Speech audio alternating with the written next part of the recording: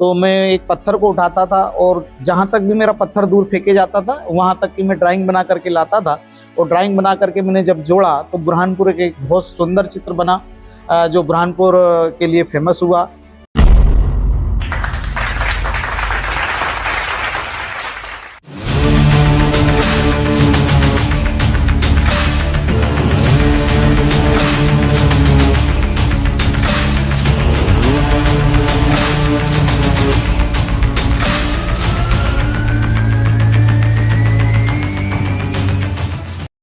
नमस्कार, मैं ऋषभ राज पाठक आपका स्वागत करता हूँ लीड लैब टिफिन से। जिस प्रकार हम विभिन्न क्षेत्र के दिग्गजों से आपको मिलाते हैं, उसी प्रकार एक और दिग्गज जो कि शालिग्राम चौधरी जी हैं, कलम भारती विद्यासागर, साथ ही जिला पुरातत्व समिति के सदस्य और विभिन्न संस्थाओं में अपना पद रखते हैं। तो सर, आपका स्वागत है लीड लैब के मंच पर। सर, वैसे तो बुरहानपुर जिले में आपके पहचान करवाने की ज़रूरत नहीं है, लेकिन हमारे दर्शकों के लिए एक छोटी सी पहचान यह है कि मैं जिला पुरातत्व पर्यटन संस्कृति परिषद का सदस्य हूं। नाम है मेरा शालिग्राम चौधरी और विभिन्न संस्थाओं में पदाधिकारी हूं। भारतीय दलित साहित्य अकादमी का सचिव भी हूं और अनुसूचित जाति जनजाति अधिकारी कर्मचारी संगठन का संयुक्त सेक्रेटरी भी हूं। अध्यापक संघ के प्रदेश अध्यक्ष भी हूं और विभिन्न संस्थाओं में मेरा योगदान रहा है।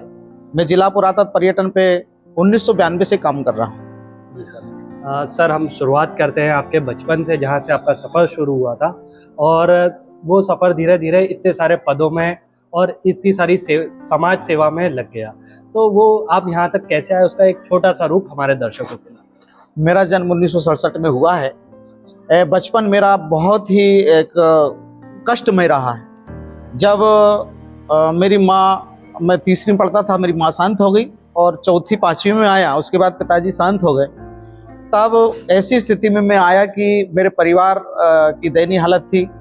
उस समय माँ जब जीवित थी तो हम बचपन में छोटे छोटे जो पोस्ट कार्ड चढ़ते हैं उसके रंगीन रंगों में डुबा करके उनको काट करके खिलौने बनाते थे और उनको सड़कों पर हमारी माँ के साथ बैठ करके बेचा करते थे। जब मैं हमारा अध्यापन हुआ और फिर भाई ने मुझे बुरहानपुर लेकर के आए और बुरहानपुर मेरी शिक्षा दीक्षा हुई। शिक्षा दीक्षा होने के बाद मेरा जीवन संघर्ष में रहा। 1984 में मैं ओल्ड हायर सेकेंडरी में था। उसके बाद मैंने पढ़ाई छोड़ दी। फिर भाई ने, परिवार ने मिलकर के मेरी शादी की। शादी करने के बाद मैं खेतीबाड़ी करता रहा और उसके बाद पत्नी ने कहा मुझसे कि आपको पढ़ना पड़ेगा। तो उनकी प्रेरणा से फिर मैंने डबल से अपना अध्यापन शुरू किया और आगे बढ़ा। आगे बढ़ने के बाद मैं अच्छे मुकाम पर पहुंचा हूं और ये कहना चाहूँगा कि बुरहानपुर में जिला बनाव संघर्ष समिति के अंदर जो हमारे नंदकिशोर जी देवड़ा थे, उनके माध्यम से मैं उनके पास सेक्रेटरी के रूप में काम किया हूँ। 528 सदस्य मैंने बुरहानपुर के बनाए हैं। उस समय ब्रजमोहन मिश्रा जी, नंद कुमार सिंह चौहान, शिव कुमार जी और संयुक्ता जी, काफ़ी हमारे जो तनवंत सिंह की, काफ़ी लोग थे जो बुरहानपुर को जिला बनाने के लिए लालायित तो थे, लेकिन अपने किसी को श्रेय देना नहीं चाहते थे। ऐसी स्थिति में नंद कुमार सिंह जो हमारे मिलन मिठाई के देवड़ा जी है, उन्होंने संघर्ष किया और मुझे दायित्व सौंपा। मैं 528 सदस्यों के पास सदस्यता अभियान के लिए जाता था। जब मैं सदस्यता अभियान के लिए जाता था तो तभी मुझे यहाँ की एक जो धरोहर है, मैंने उनको देखी। 266 धरोहर के बारे में सीखा, देखा। तो मैं एक पत्थर को उठाता था और जहाँ तक भी मेरा पत्थर दूर फेंके जाता था वहाँ तक की मैं ड्राइंग बना करके लाता था। और ड्राइंग बना करके मैंने जब जोड़ा तो बुरहानपुर एक बहुत सुंदर चित्र बना, जो बुरहानपुर के लिए फेमस हुआ। जो हमारे पूर्व प्रधानमंत्री, उप प्रधानमंत्री है अडवाणी जी, उन्होंने भी उसका विमोचन किया, तो उसकी बहुत ख्याति मिली। तब से मैं पर्यटन पर काम करने लगा और बुरहानपुर को जिला बनाने के लिए 4 बार हम सुंदरलाल पटवा से मिलने के लिए गए और बुरहानपुर हमारा 2003 में जिला बना। शिवशेखर शुक्ला जी प्रथम थे कलेक्टर, उन्होंने हमको बुलाया और सभी का हमारा सम्मान किया। तो मैं अपने आप में गौरवान्वित महसूस करता हूं कि बुरहानपुर को जिला बनाने में हमारा छोटा सा एक योगदान है और ये हमारा जीवन में हम उसको भुला नहीं सकते। बिल्कुल सर। हाँ सर, अगला क्वेश्चन, हम जिस तरीके से आप जिला पर्यटन समिति के सदस्य हैं, तो पर्यटन को लेकर हम एक क्वेश्चन लेना चाहते हैं कि पर्यटन को संजोए रखना या जो धरोहर है हमारी, उसको सजाए रखना क्यों आवश्यक है और क्यों उसको सजो के रखना, और उससे क्या प्रेरणा मिलती है लोगों को? देखिए, पर्यटन पर जितना काम होगा उतना हमारा देश की आर्थिक उन्नति सुधरेगी। बुरहानपुर में मैं चाह रहा हूँ कि हमारे विश्व धरोहर के दो एक तीर्थ स्थल है। एक तो हम जहाँ बैठे हैं दरगाह हकीमी, जहाँ जीवन जी शाह जकीउद्दीन शाह की दरगाह है, और वहाँ उसी सड़क के ऊपर हमारे जो 10वें गुरु गोविंद सिंह जी आए थे, उनका एक जो गुरु ग्रंथ साहिब रखा है जिस पर सोने का हस्ताक्षर है। तो ये बुरहानपुर एक नायाब है। यहाँ देखने के लिए 266 स्थान है, चाहे अकबरी सराय हो या फिर मुमताज का पहला ताजमहल हो या शाही महल हो या असरगढ़ का किला हो या रेणुका मंदिर हो या इच्छा देवी हो। मैंने इसके ऊपर एक कविता भी लिखी थी कि बुरहानपुर का परचम लहराया, देखो कितना प्यारा है, स्वर्ण अक्षर से हस्ताक्षरित सजा गुरुद्वारा। यहाँ की खड़ी मीनारे जमा मस्जिद की संस्कृत में श्लोक पढ़े, मौलवी बुल्ला पांचों टेम नमाज पढ़े, रहीमन पानी राखी बिन पानी सब सून, पानी गए न ऊपरे मोती मानस सून। ऐसे कह गए अब्दुल रहीम खाने खाना ने क्या खाका तैयार किया, गड्ढा गड्ढा खोद दिया और कैसी सुरंग बनाई है। कुंडी कुंडी अमृत बहे प्यासे प्यास बुझाई, इसी का नाम कुंडी भंडारा। यहाँ कई वीर सुरमाए, आसिर के शिवालय में देखो अस्पथामा ने आज ही ताजे फूल चढ़ाए। आशा हीर का है किला आज हिमगिरी सा झूलता है, और जमुना गंगा जमुना के कुंडों में जल पवित्र सा मिलता है। संग में सर की मोना संगम राजा जयसिंह की छतरी ताने, राव रतन का महल सोना 12 दरी पर सुनते गाने। इच्छापुर की इच्छा देवी, महल गुलारा जलप्रपात यहाँ, जैन मुनि की कृपा साधना, स्वामी नारायण स्थान यहाँ है, नागझरी घाट यहाँ पर, कबीर की गादी सबसे बड़ी, कबीर थे जुल्हा बन रही घर घर धागे की लड़ी। आदिल शाह बिल्किस बानो से पहलवान शाह की मजार बड़ी, और हुए सूफी संत हजरत शाह ऐसे जिन्होंने रोक दी उतावली की सीधी धार खड़ी। तो मैं ये कहना चाहता हूँ कि विश्व में बुरहानपुर का जो ख्याति है बहुत बड़ी है, और मैं ज़्यादा इस कविता को ना कहना चाहूँगा क्योंकि बहुत लंबी है। तो इतना मैं कहना चाहूँगा कि बुरहानपुर का सौंदर्य पटल जो मैं कहूँगा कि यहाँ की जो तत्कालीन मंजूश्री विधायक थी, उस समय हमने तैयारी की थी कि दिल्ली में जाकर के हमारी प्रदर्शनी को लगाया जाए, उसमें हमारा योगदान है। नंद कुमार सिंह चौहान जी जब कहीं जाते थे कि मैं बुरहानपुर को कैसे बताऊं कि बुरहानपुर में क्या है, तब उस समय मैंने बुरहानपुर का एक चित्र आज से 35 साल पहले उसको बनाया था। मैं उसको अपने मोबाइल में है, उसको दिखा दूंगा। तो कहने का मतलब उसको आज बुरहानपुर पर्यटन के क्षेत्र में अच्छा काम कर रहा है। कुंडी भंडारा पर मैंने काम किया है। विश्व में के जो कुंडी धरोहर है, जिसको हमने एक तो लोधीपुरा भंडारा, मूल भंडारा, चिंताहरण भंडारा, सकर तालाब, और इस प्रकार की यहाँ बहुत सारी योजनाएं हैं जो जल से आज भी जीवित है। मैं नगर निगम से और यहाँ के प्रशासन से चाहता हूँ कि कुंडी भंडारा पर हमको ज़्यादा ध्यान देना पड़ेगा। और कुंडी भंडारा जो है हमारा, जब आगंतुक आते तो पहला पॉइंट हमारा कुंडी भंडारा का होता है, तब हम पर्याप्त कटआउट के माध्यम से हम लोगों को ये दिखा सकें कि कुंडी भंडारा में आखिर है क्या। तो कुंडी भंडारा जो 80 फीट गहरी है और जो सुरंग है सीधे किले में गई है, तो वो देखने के लायक है। दूसरा पड़ाव में कहूँगा कि एक हमारा जो पुराना जो काला डोह उतावली के पास में एक डैम बना हुआ है, वहाँ से पाइपलाइन के माध्यम से लोधीपुरा तक पाइपलाइन के कम से कम 34 कुंडियों के माध्यम से बुरहानपुर को पानी लाया गया, जो वो है एक। दूसरी श्रृंखला में मैं कहना चाहूँगा कि मूल भंडारा और चिंताहरण दोनों आपस में जुड़े हुए। तो हम ये चाहते हैं कि मूल भंडारा की जो कुंडी है वो आपस में जब जुड़ी है, तो क्यों ना उसको जेसीबी के माध्यम से हम 4 कुंडियों को अलग अलग ऐसा खोद लें और उसको एक प्रवेश द्वार बना दें, और 4 कुंडियों के बाद उसको एक निकासी द्वार बना लें, तो हमारा दूसरा पड़ाव वहाँ तैयार हो सकता। बहुत सुंदर दृश्य उसका बनेगा, और आज भी उसके अंदर चलने का रास्ता है।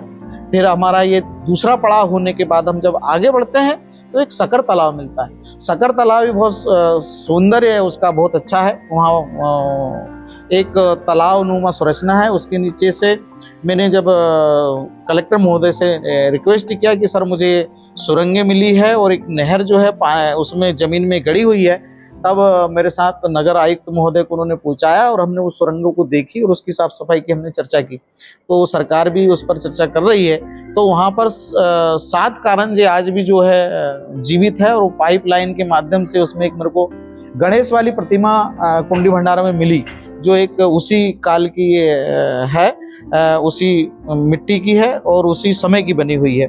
तो वो एक मेरे लिए आश्चर्य का विषय बना। फिर मैं जब आगे बढ़ा तो 7 कारंजे जिसमें पानी भरा हुआ है। तो बहादुरपुर में जब सैनिक छावनी पहले पूर्व में रहा करती थी तो वहाँ का पानी पिया करती। तो ये बुरहानपुर में मैं चाहता हूँ कि कुंडी भंडारा को लेकर के हमको व्यापक कार्य करना है। यहाँ पर हमारे छात्र अध्ययन का विषय है और हम उसको देख सकते हैं, पर्यटन को आगे बढ़ा सकते हैं। उसके बाद मैं चाहता हूँ कि हमारा जो राजघाट है, यहाँ सूर्यपुत्री ताप्ती नदी बहती है, तो इस घाट का सौंदर्यीकरण करने के लिए मैंने एक नौका विहार का प्रोजेक्ट बनाया है और कलेक्टर महोदय को दिया है।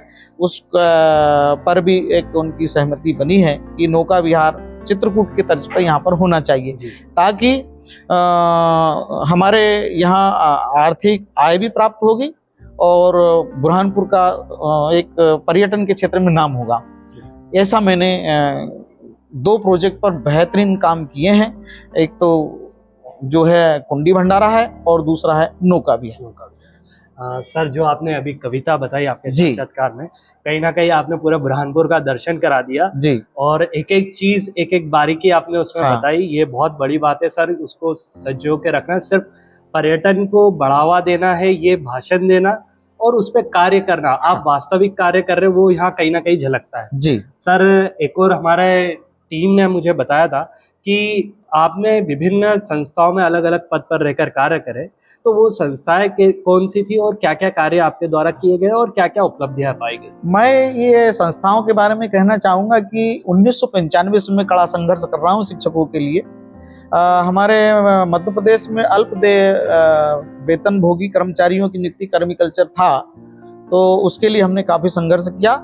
ऐसा संघर्ष मैंने किया कि मेरे पास में बुरहानपुर के 2 गांव थे, जैसे जैनाबाद है और एक लोनी।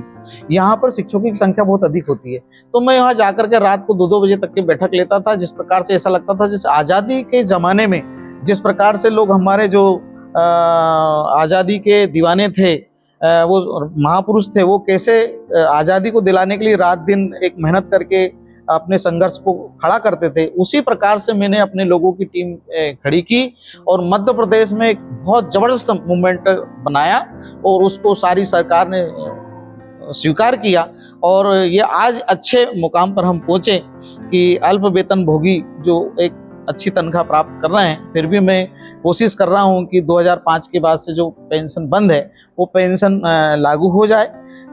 मैं अध्यापक संगठन का प्रदेश अध्यक्ष हूँ। भारतीय दलित साहित्य अकादमी एक ऐसी संस्था है भारत सरकार की जहाँ पर doctor Bhimrao fellowship award, Jyotiba Phule fellowship award और Savitribai fellowship award, Jyotiba Phule award, ये सम्मानित किए जाते हैं उन कलाकारों को, पत्रकारों को, समाज सेवियों को।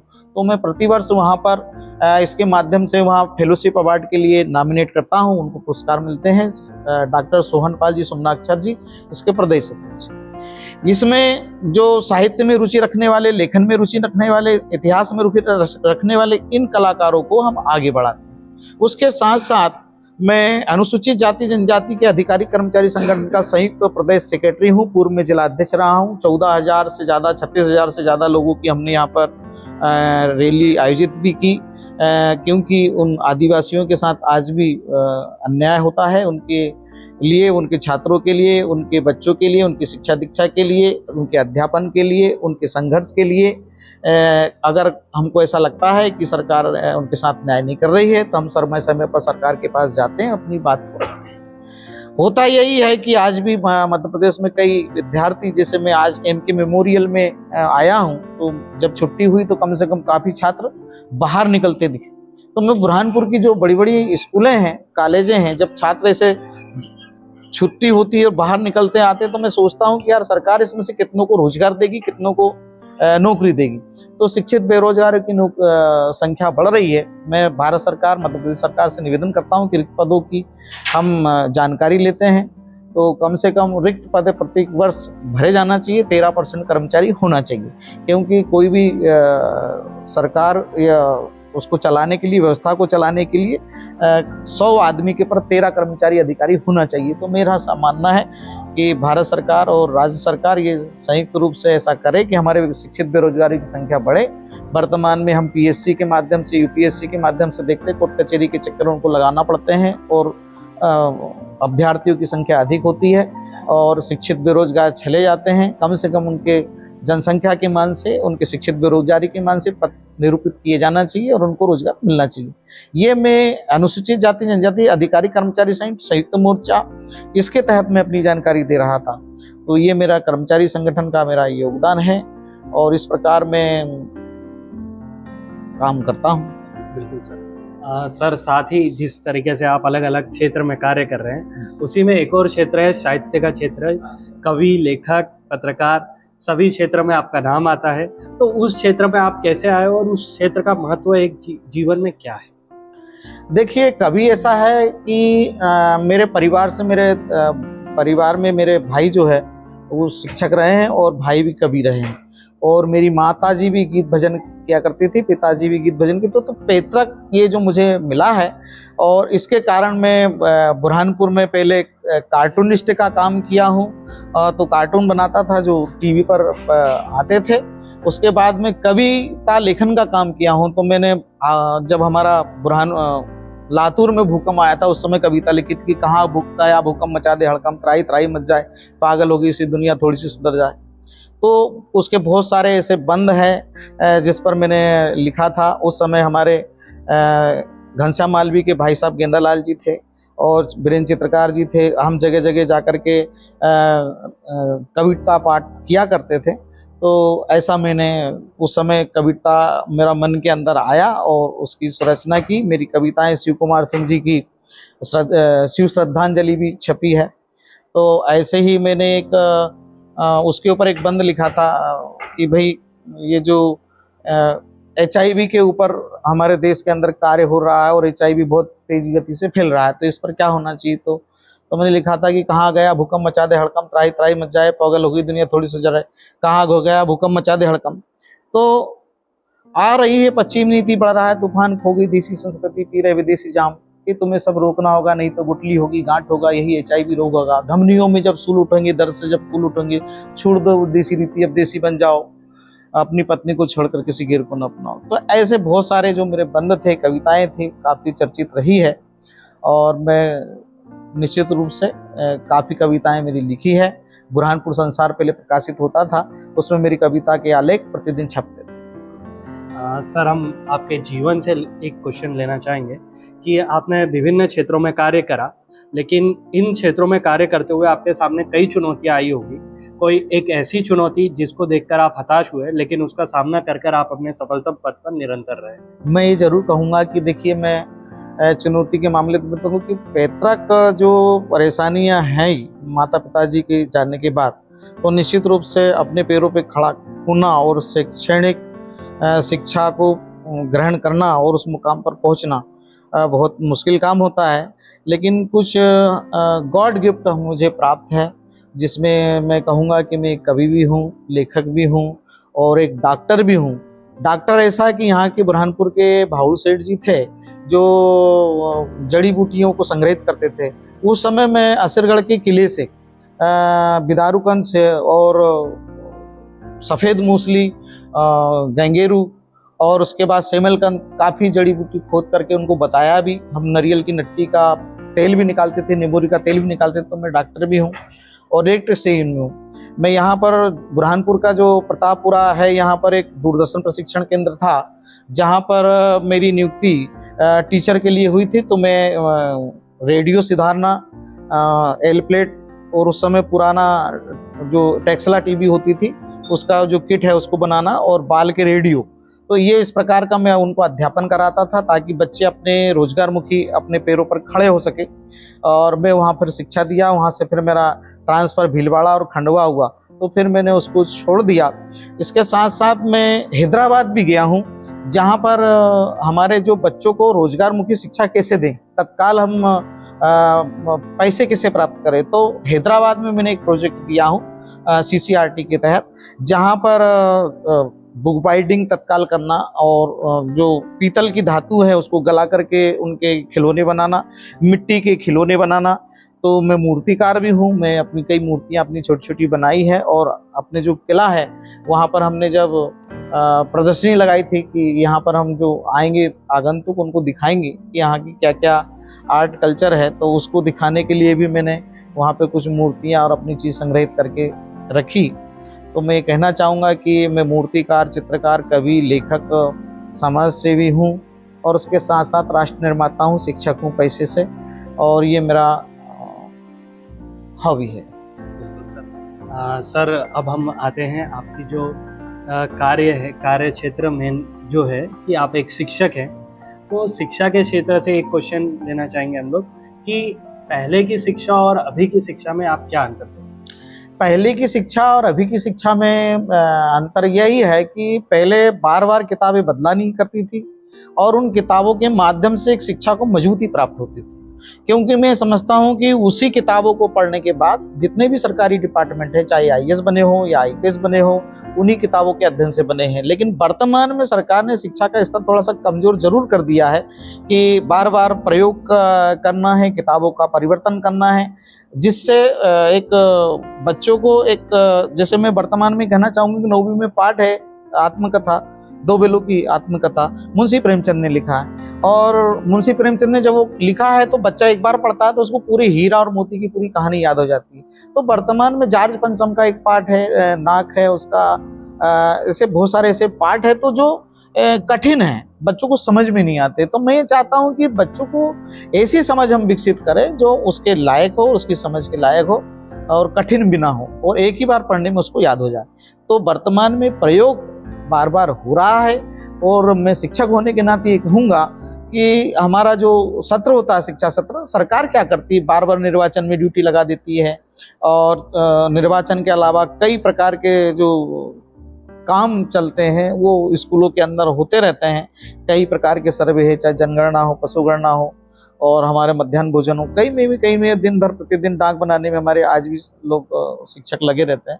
निश्चित रूप से उससे शिक्षा का स्तर गिरता है, पढ़ाई मजबूत नहीं होती। वहीं मैं कहना चाहूँगा कि सरकार को ये चाहिए कि हर वर्ष प्राइमरी शाला या मिडिल शाला है, यहाँ भी एक परीक्षा होना चाहिए। ये परीक्षाएं सरकार ने बंद कर दी है, बच्चे उनको सीधे आगे पास करना पड़ता है, फिर वो 9th में आते हैं, फिर उनको रोकना पड़ता है। इससे भी एक शिक्षा का स्तर में गिरावट आ रही है।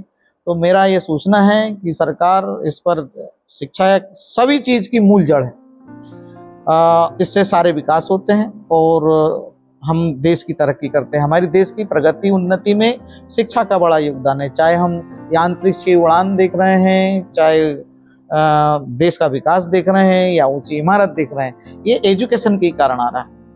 तो सरकार को ऐसा लगता है कि शिक्षकों को वेतन देने में भी हमको बहुत अर्थ का नुकसान होता है और मेरा ऐसा सोचना है कि 56 डिपार्टमेंट को मजबूती प्रदान करने, उनके बौद्धिक स्तर को सुधारने के लिए शिक्षक महत्वपूर्ण भूमिका निभाता है, जिसके कारण चाहे वो आईएएस बने, चाहे आईपीएस बने, चाहे कोई भी किसी प्रकार का अधिकारी कर्मचारी बने, उसका बौद्धिक स्तर मजबूत होता है। तो मैं सोचता हूँ कि शिक्षक को फ्री हैंड रखना चाहिए और शिक्षक स्वयं को भी मैं शिक्षक के लिए कहूँगा कि संतोषी, जिज्ञासु और लगनशील होना चाहिए। अगर शिक्षक संतोषी होगा तो वो अच्छे तरीके से अपने बच्चों को अध्यापन कराएगा और अगर संतोषी शिक्षक अगर जिज्ञासु है अपने कर्तव्य के प्रति तो जिज्ञासा के साथ वो बच्चों को पढ़ाएगा और शिक्षक में लगनशीलता है तो निश्चित रूप से वो बच्चों को कुछ न कुछ होनहार हीरा बना सकता है। तो मेरा सोचना है कि विद्यालय एक कारखाना है जहाँ महापुरुषों का निर्माण होता है, वो निश्चित रूप से महापुरुष का निर्माण करता है और शिक्षक को गुरु का दर्जा है, गुण का रूपण करने वाला है, क्षण क्षण जगत का कल्याण करता है। बिल्कुल सर, हम चाहेंगे कि आप हमारे देश के युवाओं को क्या संदेश दें? मैं देश के युवाओं को ये संदेश देना चाहता हूँ कि हमको रोजगार मुक्ति शिक्षा प्राप्त करना चाहिए और अपने देश के लिए मजबूती से आगे बढ़े। हम ज़्यादा करके मैं देखता हूँ कि अंधविश्वास और कुरीतियों से जकड़े हुए हैं, धर्मांध जकड़े हुए हैं। दूसरे देश को देख लीजिए आप, ब्रिटेन को देख लीजिए, अमेरिका को देख लीजिए, चाइना को देख लीजिए, सबसे ज़्यादा बुद्धिमान वहाँ के लोग हैं और हम लोग सिर्फ इसमें भटक जाते हैं और मेन मुद्दे पर जो विषय हमारा उस पर मजबूती से अध्ययन नहीं कर पाते। तो हमारा ये सोचना है पर्सनल कि जिस प्रकार से भारत से बेहतर अमेरिका और ब्रिटेन के जो छात्र है या चाइना के जो छात्र है वो तेजी से तरक्की कर रहे हैं। मैं नहीं कह रहा हूँ कि हमारे छात्र कमजोर हैं, हमारे छात्र भी मजबूत है। उन्होंने चंद्रयान 2 बनाया और आज मेडिकल लाइन में भी अच्छा आगे काम कर रहे हैं, इलाज भी अच्छा कर रहे हैं, जिससे तरह तरह के अनुसंधान हुए हैं। मैं आलोचना नहीं करना चाहता, लेकिन फिर भी मैं कहना चाहता हूँ कि हमको हमारा जो लक्ष्य है, पढ़ना है तो पढ़ाई पर ध्यान दीजिए। जब हमारी अगर उम्र भगवान को भजने की, राम राम करने के, उस समय हम भगवान का भजन करें, ताकि हमारा समय अधिक से अधिक कर्तव्य पर लगाए। सर, जिस तरीके से आप अपने पद पर सफल हुए हैं, तो वो सफल होने का श्रेय आप किसे देंगे? सफल होने का श्रेय मैं देना चाहूँगा कि देखिए, जिसके माँ बाप मर चुके हों, जिसको कुछ मालूम ना हो, तो मैं अपना सफलता का श्रेय मेरे अब दोनों भाई थे, मैं उनको देना चाहूँगा। क्योंकि मेरे भाई के बाद फिर मेरी पत्नी को देना चाहूँगा कि मैंने पढ़ना छोड़ दिया था। मैं साल भर का जो खर्चा है मेरा 1129 है, और 11 किलो मेरा 3 महीने का राशन था। उस समय बड़ी गरीबी मैंने देखी है, और उस समय को भी देखा हूँ कि 10 पैसे में जब चाय मिलती थी और ₹1.25 में हमारे को 1 स्क्वायर फीट ज़मीन मिलती थी। तो समय बहुत बदल चुका है। हम लोगों के सबके मकान टूटे थे, घास के छप्पर होते थे और मिट्टी के मकान होते थे जो बेलदार के द्वारा बनाए जाते थे। सबकी हालत गरीब थी, कोई मजदूरी करते थे। आज हम लोग कड़ा संघर्ष करने के बाद इस मुकाम पर पहुँचे हैं, और मैं सबको धन्यवाद दूंगा कि आज ऐसा युग आ गया है कि हम इसे एक स्वर्ग माने। कि कलयुग कैसा होता है, कलयुग तो कलपुर्जे का युग है, लेकिन भगवान भी उस जमाने में हम देखते हैं उनके वस्त्र क्या है, कैसे पहनते थे, उनके आभूषण कैसे होते थे। लेकिन आज हम देख रहे हैं कि आज हमारे पास सारे संसाधन हैं। उड़ने के लिए हवाई जहाज है, चलने के लिए 4 व्हीलर है, तो पहनने के लिए अच्छे अच्छे वस्त्र है। तो आज मुझे ऐसा लगता है कि हम इस स्वर्ग में जी रहे हैं, और इस स्वर्ग में जीने के लिए हमको सभी का वर्ग का ख्याल रखना है, सभी को एक समान रूप से आगे बढ़ाना है। और साम्यवाद का मैं समर्थन करता हूं कि देश के लिए काम करें, देश के लिए जिए, देश के लिए मरे। सर, आपने लीड लैब के मंच के सारे सवालों के जवाब बड़े बखूबी तरीके से दिए। हमारा अंतिम प्रश्न है कि इस लीड लैब के मंच पर आकर आपका अनुभव कैसा रहा? मैं लीड लैब के मंच पर पहली बार आया हूं। आपकी सफलता की कहानी दुनिया तक पहुंचाने का आप ये जो मौका दे रहे हैं, मैं बहुत बहुत साधुवाद, धन्यवाद ज्ञापित करता हूं। और हमारे यहाँ के जो प्रिंसिपल महोदय जी है, खान सर, उनको भी बहुत बहुत मैं शुभकामना व्यक्त करता हूं कि आपने जो संकल्प लिया है बच्चों को एक ज्ञान देने का, ताकि बच्चे यहाँ से पढ़ के आगे बढ़ रहे हैं। मैं चिंचाला में उनके पूर्व में पदस्थ था, वो मेरे संपर्क में थे, वहाँ से मेरा उनका परिचय हुआ। और आप भी जो परिचय ले रहे हैं बिट्टू भाई, में भी ऐसा लगता है कि आपको मैंने खिलाया है। आपके पिताजी माताजी का भी मैं आभारी हूँ। अच्छा लगा मुझे कि आपने मेरा इंटरव्यू लिया। मैं सर का भी आभारी हूँ, और मुझे आने का ये मौका मिला। बहुत बहुत धन्यवाद। आप सभी को सारे जहां की खुशी मुबारक हो। धन्यवाद।